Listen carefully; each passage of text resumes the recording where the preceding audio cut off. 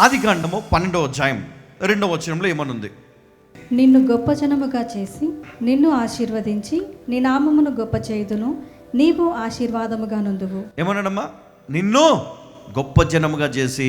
ఇది చాలాసార్లు విని విని విని విని విసిగిపోయి ఉన్నాను. అబ్రాహాం ఆశీర్వాదం, అబ్రాహాం ఆశీర్వాదం, అబ్రాహాం అబ్రాహాం. కానీ ఎప్పటికీ నీ జీవితం మారిందా? మారలేదు.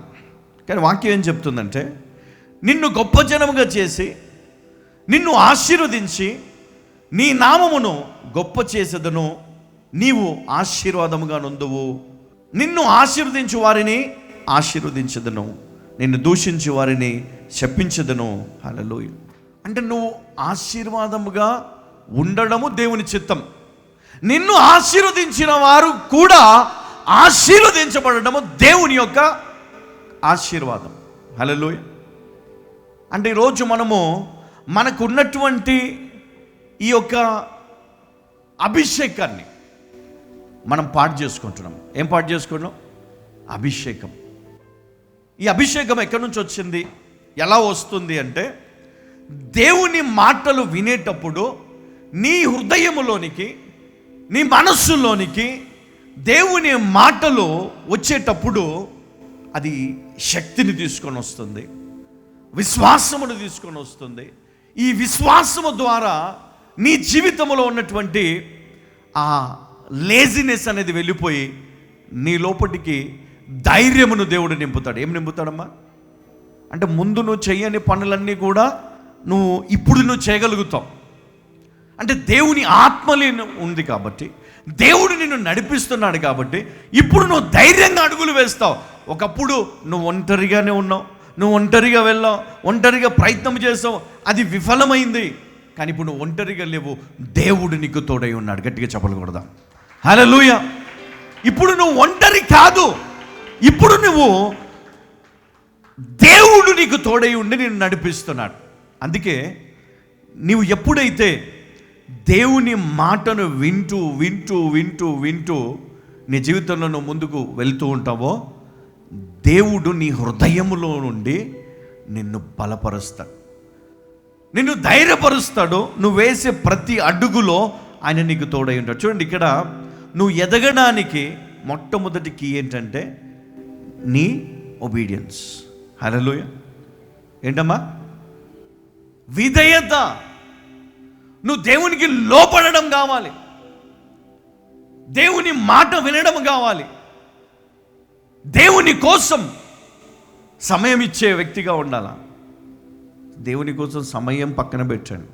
అసలు ఆలోచన వస్తేనే తలనొప్పి నీకు. ప్రార్థన ఎన్నిసార్లు చేసినా ఏం ప్రయోజనం లేదు. ఏం చేస్తాం ఇంకా? ఎన్నిసార్లు తింటలే అమ్మా అన్నం. ఎప్పుడన్నా? ప్రతిరోజు తింటున్నాం కదా, ఇక మానేస్తాను భోజనం అని మానేస్తాం ఎప్పుడన్నా? ఎవరైనా మానేస్తారా? ఎవ్వరు మానేయరు. ఎందుకు? చస్తావు. తిండి మానేస్తే ఏమవుతుంది చెప్పండి అమ్మా. ఇవాళ రేపు డైటింగ్ అని మానేస్తున్నారు, తర్వాత తెలుస్తుంది. ఇదేంటి సొంతంగా అయిపోయినావు? అసలు భోజనం చేయట్లేదు కదా. ఫాస్టింగ్ ఎన్ని రోజులు ఫాస్టింగ్? 40 రోజులు. అసలు వాడు ఫాస్టింగ్ ఉండేది పక్కకు కావడానికి, పొట్ట తగ్గడానికి. పైగా దేవుని కోసం ఫాస్టింగ్ అని చెప్తాడు. ఏమన్నా నమ్మాలా? హల్లెలూయా. నిజం చెప్పండి, ఎంతమంది ఉపవాస ప్రార్థన చేసేది ఎందుకో? పొట్ట తగ్గించుకోవడానికి కాదా? నిజమేనా? హల్లెలూయా. దేవునికి స్తోత్రం. హల్లెలూయా. అందుకే దేవుడు ఎవరిని ఇష్టపడతాడంటే, దేవుని మాట వినే వారిని చాలా ఇష్టపడతాడు ఆయన. వారికి తోడై ఉంటాడు, వారిలో ఉండి వారిని నడిపిస్తాడు. నువ్వు వెళ్తున్నప్పుడు దేవుని స్వరం నువ్వు వింటావు, పడుకున్నప్పుడు దేవుని స్వరం వింటావు, నీవు సమస్యలో ఉన్నప్పుడు, నువ్వు ఎలాంటి ఇబ్బందిలో ఉన్నా దేవుడు నీతో మాట్లాడడం నువ్వు వింటావు. చాలామంది ఏమనుకుంటారంటే, దేవుడు ఎప్పుడు మాట్లాడినాతోటి వినాలా, సమయం ఇవ్వాలను. ఒక్కొక్కసారి నువ్వు తప్పు చేస్తూ ఉంటే, వద్దు ఇది చేయొద్దు, దేవుడు చూస్తున్నాడు. లేదా నీ మనస్సు నిన్ను గద్దిస్తూ ఆ తప్పు చేయకుండా నిన్ను పక్కకి తీసుకెళ్ళిపోతుంది. అవునా కదా? ఎన్నోసార్లు ఒకవేళ నువ్వు తిట్టినా, అరిచినా, కొట్టినా వెంటనే నువ్వు ఏం చేస్తావు, కొంతసేపు రియలైజ్ అయ్యి మళ్ళీ వెళ్ళి సారీ చెప్పి కదా, నా తప్పైందా నా ముద్దు పెట్టి తిట్టాను, కొట్టాను. అదే దేవుని స్వరం. హల్లెలూయా. వినాలి, దేవుని స్వరాన్ని వినాలి, దేవుని వాక్యాన్ని చదవాలి, దేవుని కోసం బ్రతకాలి. మన కోసం మనం బ్రతుకుతున్నాం, అది తప్పు, అది పొరపాటు. నీ కోసం, నీ పిల్లల కోసం, నీ తరముల కోసం. అందుకే మనిషి అంట ఒక టైం రాగానే చచ్చిపోతాడంట. ఎందుకు? నీ పిల్లల కోసం, నీ తరముల కోసం నువ్వు ఏం చేయలేవంట. వాళ్ళ కోసం నువ్వు బ్రతికావు కదా, ఇదిగో నీ బ్రతికి ఇంతవరకే, నువ్వు వాళ్ళ కోసం కాదు వచ్చింది అని చావు ప్రతిసారి గుర్తు చేస్తుందంట మనకి. అంటే ఏ మనుష్యుడు ఏది అనుకున్నా అది నిలబడు. ఫరో రాజు కూడా అనుకున్నాడు మొత్తం మేమే ఏలాలి అని. ఏమైపోయింది లాస్ట్కి? ఏమి లేదు అక్కడ. ఇప్పుడు